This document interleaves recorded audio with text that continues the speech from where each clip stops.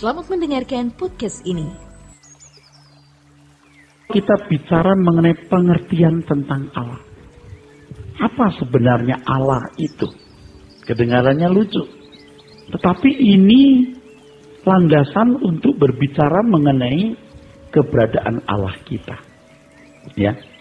Selama ini kalau berbicara mengenai definisi Allah, pada umumnya lebih menunjuk pada keberadaannya daripada fungsi dan kedudukannya. Jadi kalau berbicara mengenai Allah, tekanannya pada keberadaannya, bukan pada fungsi dan kedudukan. Keberadaan Allah itu tidak berubah, bahwa dia zat yang sudah ada dari kekekalan. Dia tidak berubah, dia maha kuasa, dia maha kudus, dia maha sempurna, dan sederetan lain ya mengenai eksistensinya. Tetapi kurang melihat fungsi dan keberadaannya. Orang lebih menekankan keberadaannya, bukan fungsi dan kedudukannya. Kalau berbicara mengenai Allah, selama ini orang menekankan keberadaannya, tapi bukan fungsi dan kedudukan. Keberadaannya artinya bahwa Allah itu zat yang berpribadi, yang sudah ada sejak kekekalan, tidak berubah, maha kudus, maha mulia, maha sempurna. Teolog-teolog Kristen dan non-Kristen biasanya menekankan hal ini. Saya sudah melihat buku-buku, saya searching internet, rata-rata begitu. Tetapi tidak memperhatikan fungsi dan kedudukannya. Fungsi dan kedudukannya dalam hubungannya dengan jagat raya dan manusia. Ini tidak ditampilkan atau tidak ditonjolkan. Padahal justru ini yang penting, saudara. Fungsi dan kedudukan Allah. Ya, ini penting untuk kehidupan umat hari ini sampai selamanya.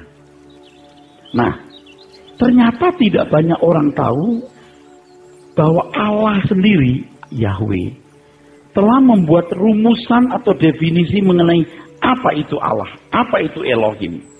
Keluaran 7 ayat 1. Nah, Keluaran 7 ayat 1 berbunyi, berfirmanlah Tuhan kepada Musa, lihat, aku mengangkat engkau sebagai Allah bagi Firaun, dan Harun, abangmu, akan menjadi nabimu. Dari hal ini, kita akan memahami apa yang dimaksud sebagai Allah atau Elohim itu. Nah, orang kan bisa membuat rumusan apa itu Allah. Betul nggak, saudara? Allah itu zat yang berpribadi, sudah ada sejak kekekalan, yang maha kudus, maha sempurna, maha mulia, maha kuasa, dan lain sebagainya. Nggak salah, itu memang keberadaannya begitu. Tapi lupa ya, fungsi dan kedudukannya. Nah, di Keluaran 7 ayat 1 ini, Tuhan sendiri membuat rumusan apa itu Allah. Dan definisi ini, saudaraku, mengandung unsur yang kuat. Mengandung unsur yang kuat mengenai fungsi dan kedudukan Allah. Fungsi di sini menunjuk bahwa Allah itu ya, yang menciptakan langit dan bumi, yang mengatur jagat raya dengan segala keteraturannya. Tanpa pengaturan Allah, dunia kacau balau, seperti yang tertulis dalam Kejadian 1 ayat yang kedua. Formless and empty. Darkness, itu tambahannya. Nah, di dalam bahasa aslinya itu ada satu kata yang berbunyi tohu wabohu, yang artinya kacau balau. Jadi saudaraku sekalian, ketika Allah berkata kepada Musa, lihat, aku mengangkat engkau sebagai Allah bagi Firaun. Itu di situ Tuhan sedang membuat definisi apa itu Allah. Dan pernyataan itu penuh syarat atau ada unsur kuat mengenai fungsi dan kedudukan Allah. Fungsinya Allah itu menciptakan langit dan bumi dan mengatur keteraturan jagat raya. Sebab tanpa Allah dunia kacau balau. Jagat raya kacau balau. Ya, tidak berbentuk dan kosong. Kalau jujur sebenarnya kata fungsi ini juga tidak tepat. Tapi karena tidak ada kata lain yang dapat saya temukan, saya pinjam kata ini, saudaraku. Ya. Fungsi Allah adalah menjaga keteraturan jagat raya dan memberikan pemeliharaan atau providensianya yang sempurna. Bumi dan sekitarnya tanpa Allah berkeadaan kacau balau, tetapi kehadirannya memberikan kehidupan dan keteraturan yang sempurna. Itu fungsi, saudaraku. Ya, itu fungsi. Kedudukan Allah adalah kepala pemerintahan yang tertinggi, yang kehendak dan rencananya harus dituruti atau dilaksanakan. Itulah sebabnya dia disebut sebagai Adonai, yang artinya majikanku atau tuanku. Nah, kata Adon menunjuk status seseorang yang memerintah atau seseorang yang berkuasa atas budak-budak. Dan ini sebenarnya secara khusus telah kita pelajari di Kristologi. Ya. Tapi kata Adonai ini sebenarnya lafalan pengucapan untuk kata Yahweh yang tidak disebut karena dianggap itu sakral atau suci. Jadi kalau orang Yahudi kalau ketemu huruf YHWH, Yod, He, Waw, He, itu tidak dibaca Yahweh tapi Adonai. Nah, fungsi Allah tadi menciptakan dan memelihara. Kedudukannya kepala pemerintahan, betul? Yang kehendaknya harus dituruti atau dilaksanakan, maka disebut sebagai majikan. Dengan fungsi dan kedudukan Allah ini, maka umat bisa menempatkan diri secara benar di hadapannya, menempatkan Allah secara terhormat, dan umat menempatkan diri secara benar di hadapan Allah. Ini berbeda dengan hubungan antara umat dan banyak dewa-dewa atau ilah-ilah yang pada dasarnya umat hanya memanfaatkan, tetapi tidak menerima pemerintahannya atau tidak hidup di bawah pengaturannya. Sebab ilah-ilah tersebut memang tidak punya pemerintahan. Kalaupun umat mentaati dewa-dewa atau ilah-ilah tersebut, tidak seluruh hidup umat diatur, tetapi hanya sebagian saja atau dalam hal-hal tertentu. Allah itu kedudukannya kepala pemerintahan, yang kehendaknya harus dituruti dan dilaksanakan, maka disebut majikan. Ini beda dengan dewa-dewa.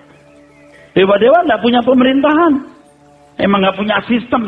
Kalau manusia menyembah satu dewa, dewa ini nggak bisa mengatur seluruh hidupnya, paling hanya sebagian. Ada pantangannya, ya, atau pantangan-pantangan tertentu, ya, atau dalam hal-hal tertentu.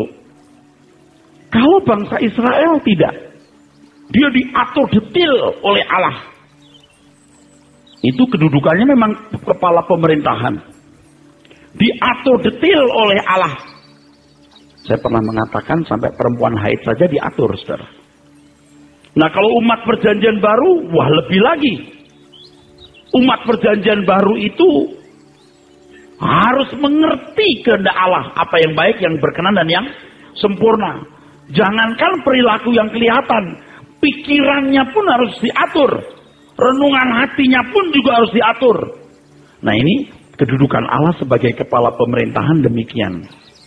Nah, fungsi dan kedudukan Allah dalam hidup manusia dikembalikan sesuai dengan rancangan semula pada zaman perjanjian baru. Di perjanjian lama, Allah punya fungsi betul, pencipta langit dan bumi dan memelihara jagat raya. Itu umat perjanjian lama. Dan umat perjanjian lama, orang Israel juga diatur hidupnya sampai detil-detil, ya, oleh Taurat. Di perjanjian baru, kita juga mengaku Allah yang menciptakan langit dan bumi, Allah yang memelihara plus penebus. Dan Allah mengatur hidup kita sampai apa yang kita pikirkan, kita renungkan, kita ucapkan, apalagi yang kita lakukan, semua under control Allah. Maka doa Bapa kami, datanglah kerajaanmu, jadilah kehendakmu di bumi seperti di surga. Jadi Allah itu apa sih? Nah, ketika Tuhan berbicara kepada Musa, lihat, aku mengangkat engkau sebagai Allah bagi Firaun dan Harun abangmu akan menjadi nabimu. Artinya apa?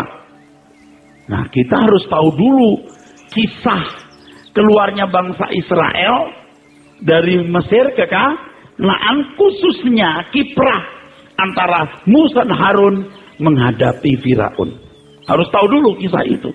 Kenapa sampai Allah berkata kepada Musa, kamu akan dijadikan Allah bagi Firaun dan abangmu jadi nabimu. Maksud jadi Allah itu apa sih? Kan gitu. Di situ Tuhan merumuskan apa itu Allah. Maksudnya apa? Aku akan jadikan kamu Elohim dan Harun akan jadi nabi. Maksudnya apa? Harus tahu dulu kisah keluarnya bangsa Israel dari Mesir ke Kanaan, khususnya kiprah atau pekerjaan Musa dan Harun dalam menghadapi Firaun. Nah, Allah adalah pribadi yang berkedudukan sebagai majikan atau kepala pemerintahan yang memerintah dalam kedaulatan secara absolut, di mana kehendaknya harus dituruti atau dilaksanakan secara mutlak lebih dari segala kepentingan. Ini kedudukan. Di dalamnya termuat fungsi. Sebab dia yang menciptakan alam semesta, dia yang berhak mengatur dan berdiri sebagai pemimpin. Nah, kalau Musa dijadikan oleh Yahweh sebagai Allah bagi Firaun, artinya bahwa Musa dijadikan sebagai yang memiliki kuasa bertindak untuk melakukan suatu kehendak atau rencana yang tidak bisa dicegah. Tidak bisa dibatalkan.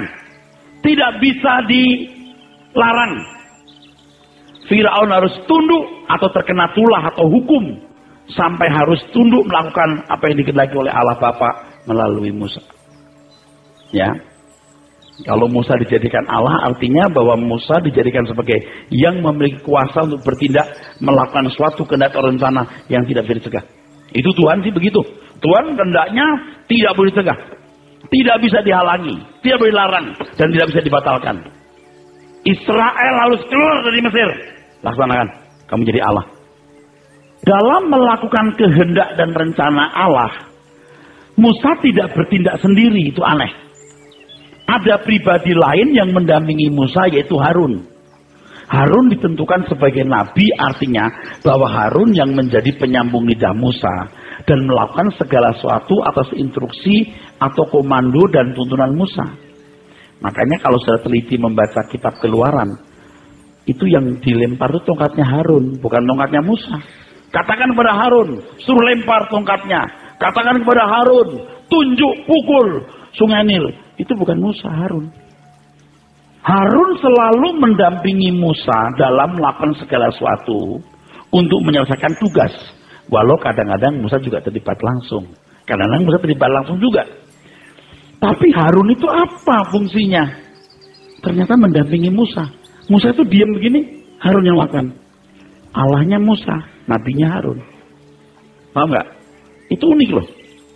Analogi ini penting sekali untuk menjelaskan keberadaan Allah berkenaan dengan fungsi dan kedudukannya.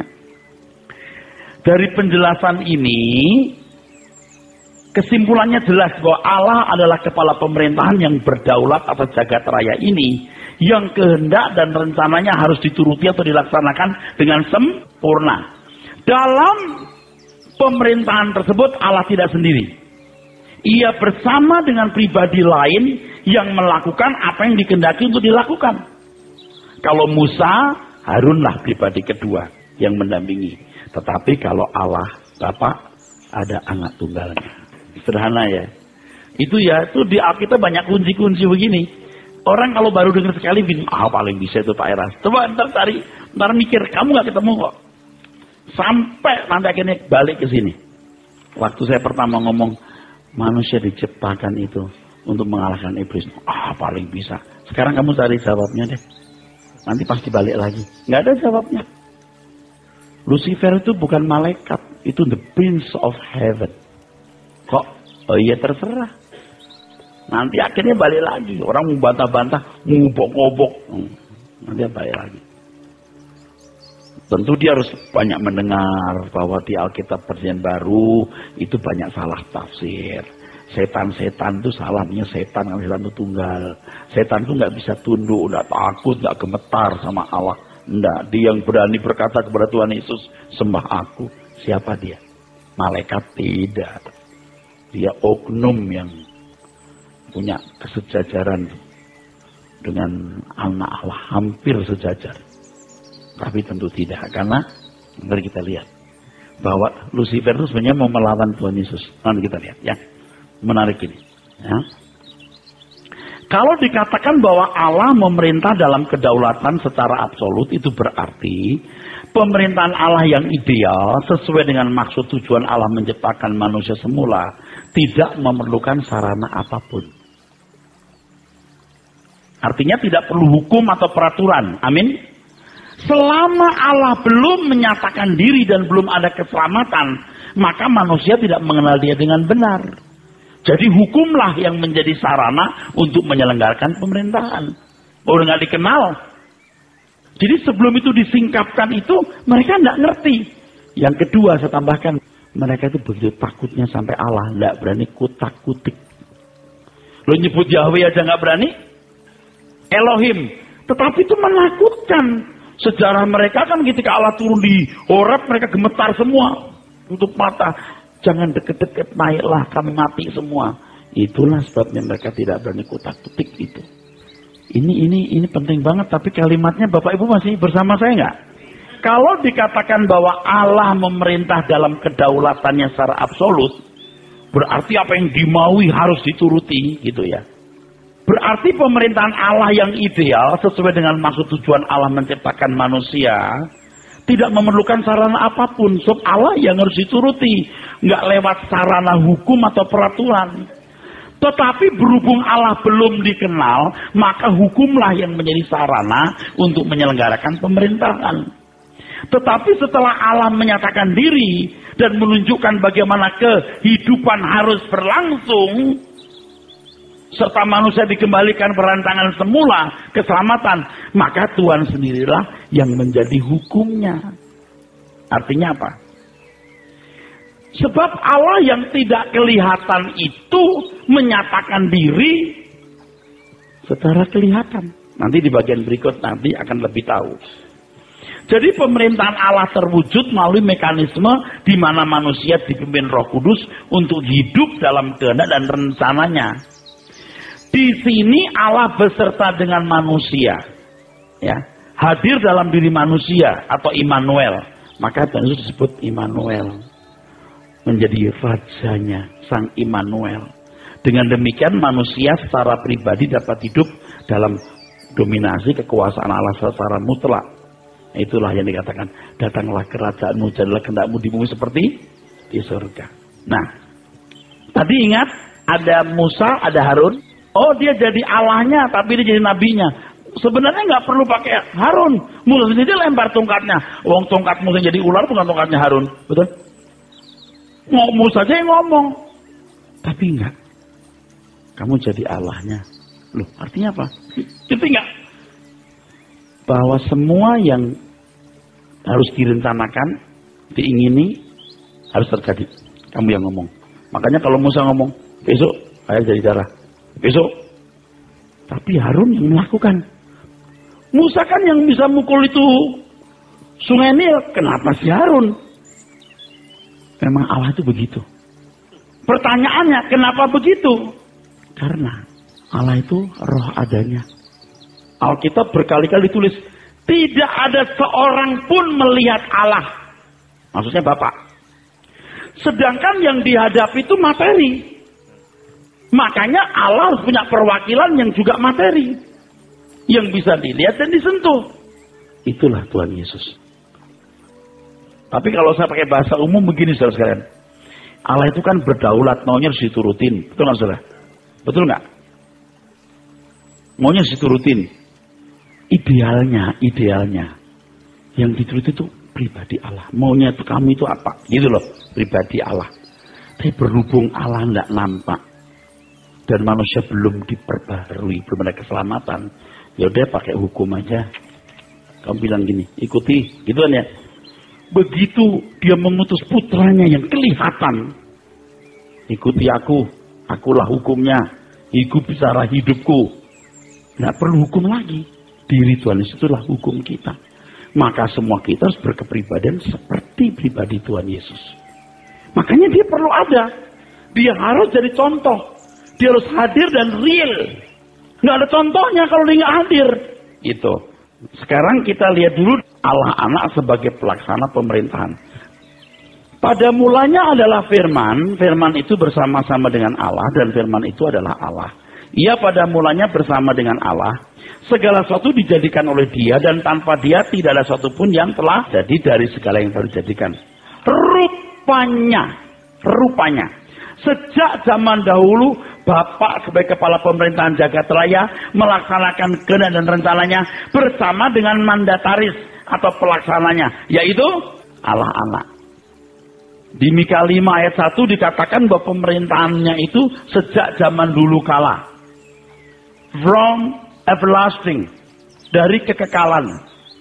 Saya ulangi ya, sejatinya Tuhan Yesus sudah memerintah sejak purbakala atau sejak dunia belum dijadikan. Jadi sebenarnya pemerintahan Allah sudah berlangsung melalui putranya yang tunggal sebelum dunia dijadikan. Terjemahan bahasa Inggris sejak zaman purbakala, from the days of eternity. Lucifer yang memberontak tidak menyamai yang maha tinggi bisa jadi pemberontakan terhadap tahtanya Tuhan Yesus. Tata yang diberikan oleh Allah Bapa kepada Tuhan Yesus sebagai pelaksana pemerintahan jagat raya ini. Allah tidak pernah kelihatan. Dalam hal ini kita bisa memahami mengapa Allah Bapa menyatakan bahwa Bapa akan menundukkan musuh-musuhnya. Musuh-musuh Tuhan Yesus. Musuh Tuhan Yesus di sini bukan manusia, itu mah nggak level. Itu Lucifer kunyuk sialan itu. Yang memberontak kepada Allah. Dan Bapak menundukkan musuh-musuhnya dengan Roh Kudus.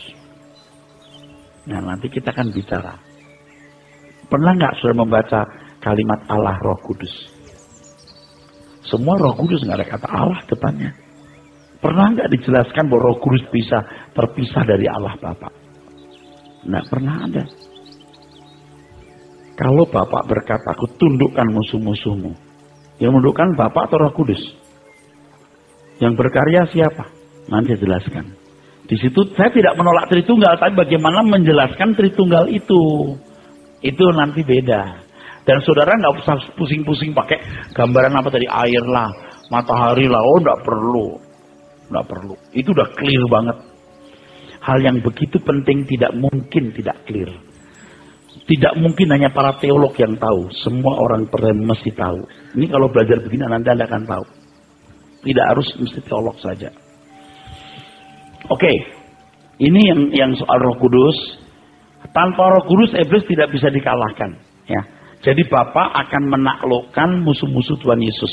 Ya, jadi sebenarnya Tuhan Yesus sudah berkuasa sebelum dunia dijadikan.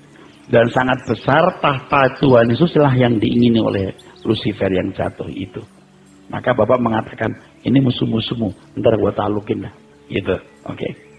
Dalam banyak bagian dalam ayat Alkitab Perjanjian Baru, dinyatakan dengan terang sekali bahwa Tuhan Yesus adalah Allah sendiri.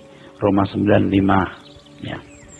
Tegas sekali Paulus menyatakan bahwa dia Allah sendiri. Ya saudara sekalian. Tuhan Yesus dan Bapa itu satu. Dan banyak teks lain yang menunjukkan dia adalah Allah sendiri. Maksud pernyataan ini bahwa ia bersama dengan Bapa sebagai Allah. Dia bersama dengan Bapa sebagai Allah. Ingat. Apa? Allah. Perhatikan apa itu? Allah adalah pribadi yang berkedudukan sebagai majikan atau kepala pemerintahan yang memerintah dalam kedaulatan secara absolut, di mana kehendaknya harus dituruti atau dilaksanakan secara mutlak lebih dari segala kepentingan. Itu Allah, itu loh Allah. Dan ternyata butuh dua. Satu sebagai kepala, dua pelaksananya. Allah Bapa tidak pernah kelihatan, Tuhan Yesuslah yang kelihatan. Maka dia disebut Allah Karena dia adalah pelaksana daripada pribadi itu. Allah adalah pribadi yang berkedudukan sebagai majikan bla bla bla bla. Makanya Tuhan Yesus berkata, segala kuasa di surga di bumi dalam tanganku. Dia punya kuasa. Loh, apa bukan Allah Pak di surga kok Tuhan Yesus berkata, kuasa di surga dalam tanganku. Apa bukan kuasa, bukan Bapak itu Pak? Enggak, anak. Kok bisa? Semua diserahkan ke dia. Makanya dikatakan dalam firman Tuhan, dia kembali ke tempat di mana duduk. Ya Bapak, engkau kembalikan kemuliaan yang kau berikan padaku sebelum dunia dijadikan. Itu doanya. Dia terima lagi kekuasaan itu. Tapi itu belum bisa ditahbiskan. Karena iblis belum bisa dikalahkan. Karena belum bisa dikalahkan. Karena belum cukup genap corpus delicti. Corpus delicti. Orang-orang yang menggenapi jumlah bilangan orang yang tidak menyayangkan nyawa. Amin. Kita yang punya Roh Kudus. Jadi Tuhan Yesus Kristus memiliki kemuliaan sebelum dunia ini. Dan segala satunya ada atau diciptakan. Kalimat ini menunjukkan bahwa ia sudah ada sebelum dunia ada. Ia bukan berasal dari bumi, tetapi ia datang dari surga, berinkarnasi menjadi manusia. Ia sudah eksis sebelum memakai tubuh daging seperti manusia. Kemuliaan yang dimilikinya adalah kemuliaan anak tunggal Bapa. Itu kalimat luar biasa. Dulu saya nggak tahu. Itu kemuliaan anak tunggal Bapa. Dia adalah pelaksana pemerintahan Allah. Ia adalah pribadi yang bersama-sama dengan Allah dalam kemuliaan sebagai Allah. Dalam hal ini Tuhan Yesus memiliki kesejajaran dengan Allah Bapa sebagai ilahi. Kenapa ilahi? Tadi Allah adalah dan dia salah satunya. Itulah sebabnya dikatakan bahwa Tuhan Yesus adalah satu dari dua pribadi dalam lembaga Allah. Selain Roh Kudus yang adalah perwakilan dari kehadiran Allah. Dalam penciptaan, Allah Bapa mengajak anaknya untuk mengerjakan bersama. Atau menunjukkan kepada anak bagaimana mengerjakan itu. Disingkapkan bahwa Allah anak atau firman atau logos menjadi eksekutor pelaksanaan penciptaan. Saya mau nanya, yang menciptakan langit dan bumi itu Allah Bapa atau Tuhan Yesus? Allah Bapa, eksekutornya Tuhan Yesus. Allah Bapa, eksekutornya Tuhan Yesus. Pernyataan ini penting sebab dengan demikian kita semakin yakin dan teguh bahwa pengabdian kita kepada Tuhan Yesus itu tidak sia-sia sebab dia adalah Allah sendiri. Nanti di surga ya Bapak Ibu, Allah Bapa tidak kelihatan. Yang tampil itu Tuhan Yesus. Selamanya dia tidak kelihatan. Oke. Makanya di Yohanes 5:19-20 itu Tuhan Yesus berkata bahwa anak tak dapat mengerjakan apa-apa dari dirinya sendiri. Ini pasti bukan hanya menyangkut kehidupannya selama 33 tahun di bumi ini. Pasti menyangkut dari kekekalan. Pernyataan ini memuat pesan yang kuat bahwa Allah anak selalu bersama dengan Allah Bapa dalam seluruh kiprahnya. Dan gak bisa buat apa-apa tanpa Allah Bapa. Oke, sekarang kita teruskan. Ini makin bagus. Makin klimaks. Dengan penjelasan ini, maka tidak perlu dipersoalkan lagi mengenai keesaan Allah ditinjau dari keberadaannya. Sebab yang terpenting adalah bagaimana Allah menggelar atau melaksanakan pemerintahannya. Lu tidak usah persoalkan esa atau yang gimana-gimana itu. Bahwa yang penting bagaimana Allah menggelar atau melaksanakan pemerintahannya. Fungsi dan kedudukan. Bahwa segala sesuatu yang dikehendaki oleh Allah Bapa untuk dilakukan pasti dilakukan dengan sempurna oleh Putra. Dalam hal ini hubungan antara Bapa dan Anak itu sempurna.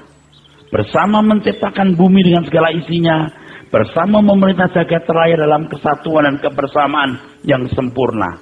Di dalamnya nampak sekali benang merah dari rencana Allah yang sempurna atas dunia ini. Itu sejak kejahatan manusia dalam dosa dan penebusannya. Kalimat ini nggak bisa dihindari.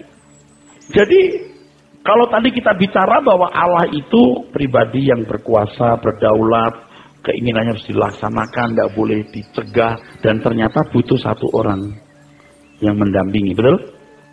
Sekarang kita tidak persoalkan lagi. Soal esa itu apa artinya? Allah itu berapa? Tidak usah persoalkan. Yang penting pemerintahan Allah itu tergelar.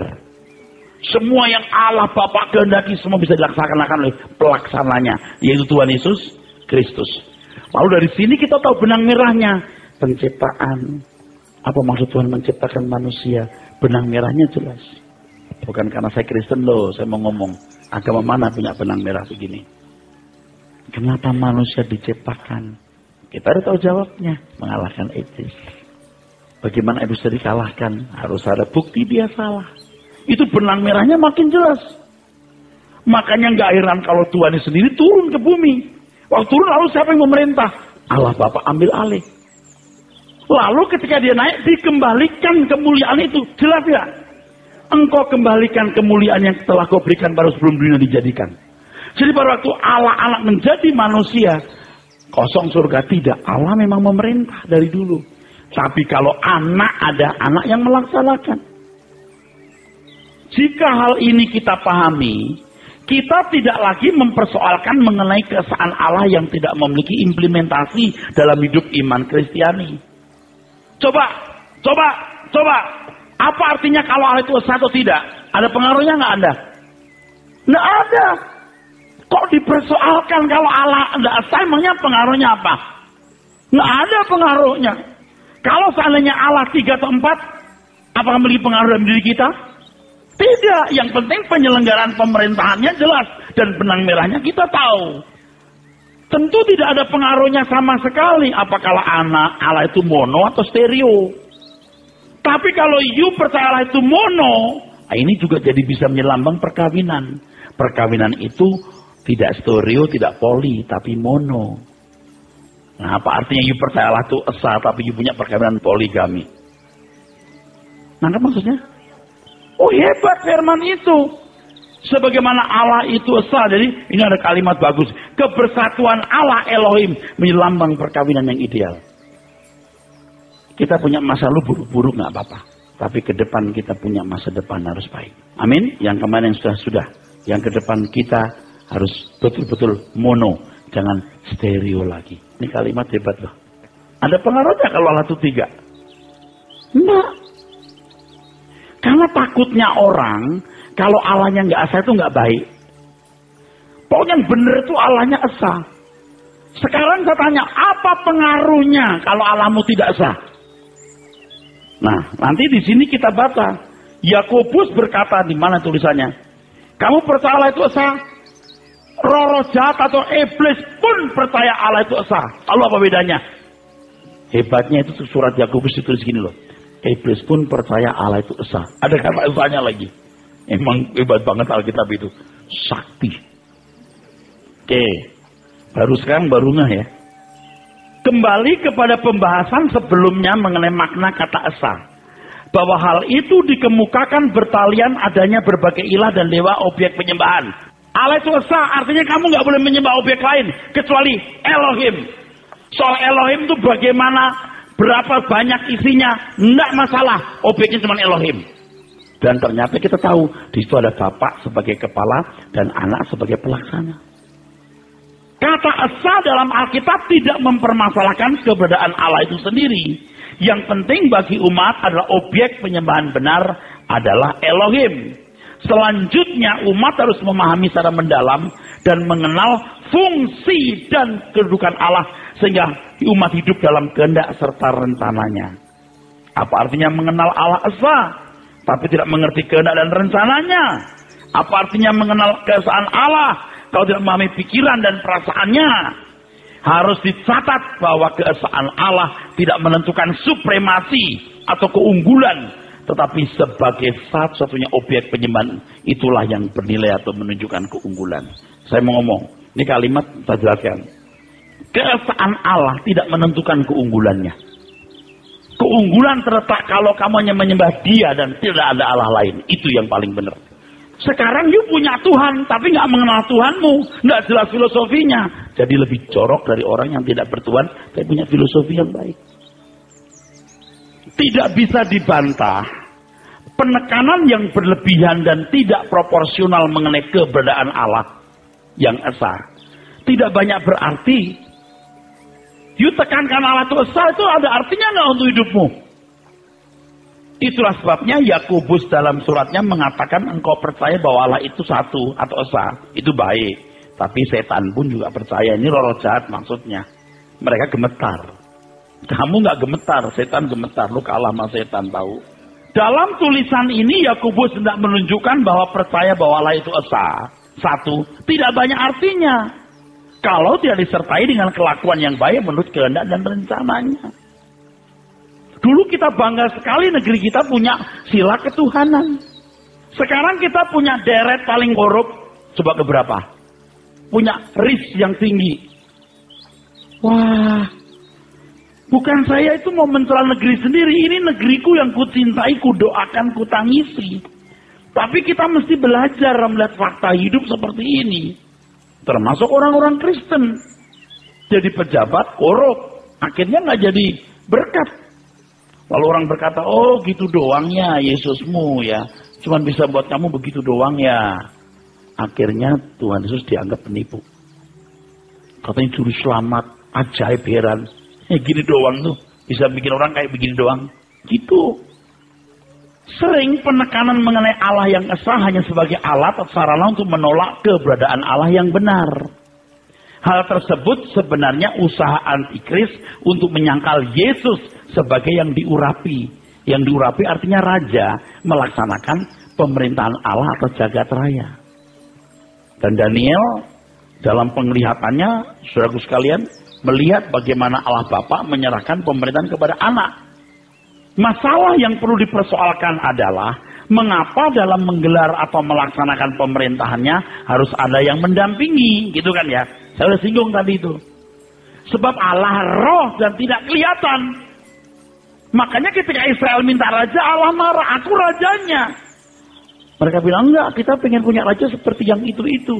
Aku tahu, belum waktunya. Nanti akan datang raja itu. Jadi tidak ada seorang pun melihat Allah kecuali Tuhan Yesus. Dan Tuhan Yesus menyatakan diri sebagai wakil Allah. Tuhan Yesus berkata, kamu lihat aku, kamu lihat Bapa. Oleh sebab itu harus ditegaskan bahwa Allah Bapa adalah Allah yang tidak kelihatan. Dan barangkali selamanya tidak pernah kelihatan. Tapi Tuhan Yesuslah yang mewakili. Tuhan Yesuslah sebagai wakil. Dulu saya ditanya begini nggak bisa jawab. Tanya begini, Pak, Yesus itu anak betul. Kok disebut gelarnya Bapak Kekekalan? Wah, kaget saya. Saya nggak bisa jawab tuh. Iya, Bapak yang kekal. Gelarnya kan penasihat ajaib, Raja Kekekalan, Bapak yang kekal. Coba. Jawabnya gimana? Sekarang saya tahu. Bapak tidak kelihatan, dia yang muncul. Aku Bapak yang kekal. Gitu. Lebih tajam lagi, penulis surat Ibrani mengatakan bahwa Tuhan Yesus adalah cahaya kemuliaan Allah dan gambar Allah dan penopang. Waduh, ini dia. Penopang. Ini kata penopang itu artinya fondasi. Perlu dijelaskan di sini bahwa pengertian firman atau logos. Logos itu artinya hikmat, pengertian, understanding, pikiran. Saya sudah tahu. Tapi diingatkan kembali itu. Dan sekarang saya tulis ini. Logos itu artinya thought, pikiran, understanding, wisdom, kecerdasan. Tuhan Yesus itu kecerdasan Allah. Siapa yang bisa kecerdasan Allah nggak kelihatan? Tuhan Yesuslah kecerdasannya. Jadi kita tuh ikut Tuhan Yesus itu, waduh, bener banget ya pokoknya, asli bener ya saudaraku. Makanya Tuhan Yesus itu nggak ragu-ragu berkata segala kuasa di surga di bulan tanganku. Ini kurang ajar bener, lalu Bapak di mana? Ada. Loh di mana? Diserahkan ke aku. Kok gitu? Ya memang begitu. Kalau orang tanya, jadi Allahnya 2 atau 3? 2. Loh kok 2? Allah Bapa dan Yesus. Kok 2? 1. Loh kok 1? Dalam kehendak, rencana dan pelaksanaannya. Kok gitu? Emang dari sononya gitu. Lu dari mana taunya? Emang dari sononya gitu. Tapi orang Kristen aja takut tuh ngaku begitu. Takut dicela kok Allahnya lebih dari 1. Dia mau 3, mau 4, mau 5, emangnya yang ngurus siapa? Kalau dia 1 atau 2, emangnya pengaruhnya apa untuk kamu? Kalau aku yakin ada Allah Bapa, ada Allah Anak. Lalu Roh Kudus, cara kehadiran Allah. Dalam hal ini keesaan Allah selain ditinjau dari aspek sebagai objek satu-satunya penyembahan, juga harus dilihat dari aspek kebersamaan dan kesatuan yang sempurna dalam segala gerak dan karyanya. Itulah keesaannya. Pribadinya bukan satu, tapi seluruh karyanya satu. Dan jelas benang merahnya. Apa artinya lu bilang satu tapi gak jelas benang merahnya dan gak jelas karyanya? Hebat gak firman Tuhan itu? Kok takut lo ngaku gitu? Kalau cara kerja atau mekanisme tindakan Allah di atas ditolak, artinya Bapak itu mewakilkan ke anaknya. Berarti menolak Allah dan tidak menghormati dia. Kok gitu Pak? Di Alkitab itu begitu. Tapi di atas tadi saya belum singgung loh. Satu penjelasan begini loh. Allah tidak pernah kelihatan. Lalu yang muncul siapa? Tuh ketemu Abraham, ketemu Yosua. Siapa? Ya siapa kalau bukan Tuhan Yesus? Mantap saudara sekalian? Iya. Tapi masalahnya nanti ada. Siapa yang niup Adam? Saya jawab lain waktu. Jangan semua hari ini.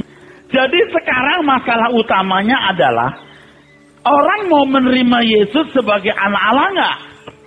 Mau percaya nggak dia itu yang dipercayai Allah, yang menciptakan langit bumi, yang memiliki jagat raya, yang memiliki manusia, yang dipercayalah Bapa memerintah.